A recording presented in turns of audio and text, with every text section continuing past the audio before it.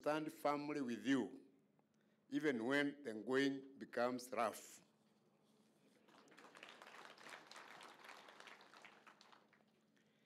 Excellency, the last time you were here, you remember I was accused of bringing up local issues in a national celebration.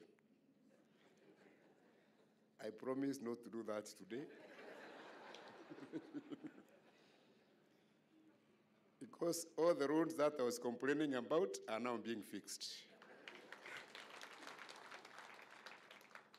And Your Excellency, your Deputy President, Honorable William Ruto, has been here several times to check on those roads. Today, just allow me to say a big thank you for all the great things that you and your government are doing for the people of Meru. I want to especially thank you for appointing several chairs of constitutional commissions, some of whom are sitting here today from this county of Meru.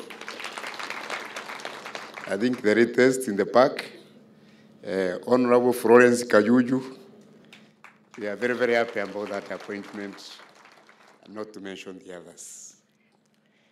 Your Excellency, I'm very, very happy with the theme of this conference, which is public participation, a pathway to sustainable development. It emphasizes the need to involve members of the public in making decisions that affect their own lives. Here in Meru, we truly believe in participatory governance and participatory development. We are not merely reading about public participation in textbooks and seminar papers. We are here trying our best to experiment and experience with public participation here on the ground. We have established various institutions and committees to enhance participatory planning, implementation, and oversight of our development projects and programs. Just to mention a few, we have created the Meru Economic and Social Council, which is a high-level, all-inclusive participatory think tank for rapid socio-economic transformation of this county. The Economic and Social Council is chaired by no other than the former head of the Public Service, Ambassador Francis Mudaura, who we have appointed chairman of KRA, and for which we are most grateful. Titus Ibui, who we have appointed chairman of RAPSET, Honorable Florence Kajuju, the ombudsman, and the chairman of this forum, Dr. Indian Zomo, CS Margaret Kovia, and many others are all members of the Meru Economic and Social Council. Our most distinguished sons and daughters in academia, civil service, professions, policymakers, entrepreneurs, youth and women leaders are members of the Meru Economic and Social Council. So we at MESC are currently working to develop a Vision 2040 for Meru to set out a strategic direction and identify flagship projects to be implemented by Meru County governments in the next 20 years. We have also created ward development committees for each of our 45 wards. We have allocated 20 million Kenya shillings each year, which totals to about 900 million per year, which is more than 1/3 of our total development budget every year. The members of the ward development committees are charged with the responsibility of identifying and prioritizing development projects to be implemented by the county government at ward level. The people at the ward level have final say on what they want to be done in their wards. We do not dictate to them, we just implement their wishes. Through the ward development committees, various grassroots projects such as rural access roads, dispensaries, CCD classrooms, sports tournaments, and water projects are being implemented in every village in Meru County. This is what we call inclusive participatory development. We have also created the Meru Youth Service, which is run by the youth to fight youth poverty and youth helplessness and convert our youth into agents of positive change and development. We have also elected market committees in all our markets to manage our towns and markets. We have also erected health committees to manage all our health centers and dispensaries. We have created borehole committees to manage every borehole that we drill to ensure its sustainability. Our committees are vibrant and committed to the roles that we have assigned to them. We are here today to celebrate our Constitution. We are here today to celebrate the national values and institutions enshrined in our Constitution.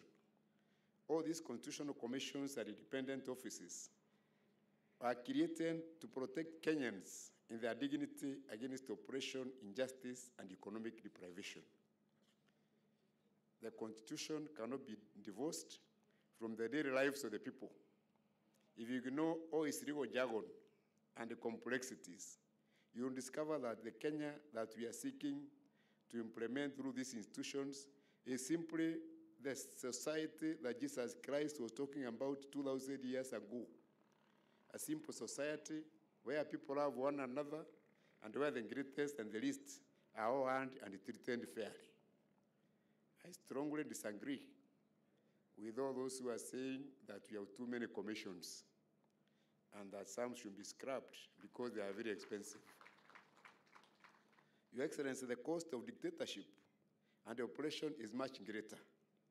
It cannot be calculated in monetary terms, and sometimes it is regrettably calculated in blood. Meru County is a clear testimony that devolution is a great idea and that it is working. But we are not there yet. As they say, we have not yet reached Canaan. We are still on the journey to make devolution better. As one of the makers of this Constitution, I know it is not perfect and it needs to be improved.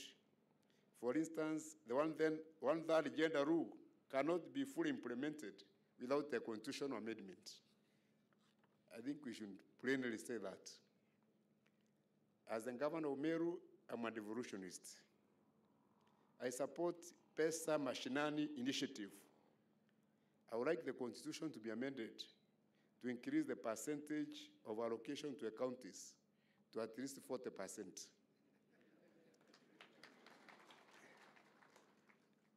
What I'm saying is not fiction, because I've traveled to Japan. And Japan has 47 counties, just like Kenya. And in Japan, the county governments are allocated 60% of the national resources, and the national government 40%. That is why the county governments in Japan are able to build modern electronic railways.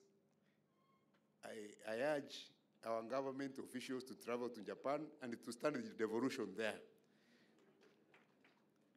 Your Excellency, if the referendum will bring Pesa Mashinani, I will support it. My only worry is having participated and organized the referendum both in 2005 and also 2010, I have a fear that at this point in our history, unless the referendum is very carefully planned and managed, it could run and plunge this country into chaos and destruction like we saw in 2007 and 2008. We want to continue enjoying the peace and stability that you, Your Excellency, have brought around in this country through the handshake. Lastly, Your Excellency, allow me to say what this country needs is much more than a change in the law or the Constitution. As a judge of the Supreme Court of the U.S. said way back in 1944, during the Second World War, called Judge Learned Hand, he said we should not rest our hopes too much upon constitutions, too much upon laws, and upon courts. Liberty lies in the hearts of men and women. When it dies there, no constitution, no law, or no court can save it. Your Excellency, commissioners, brothers and sisters, let us, in our heart of hearts, truly believe in democracy, justice, fairness, and the rule of law. I think that is the way this country can be great, this country can be fair, rich, and prosperous.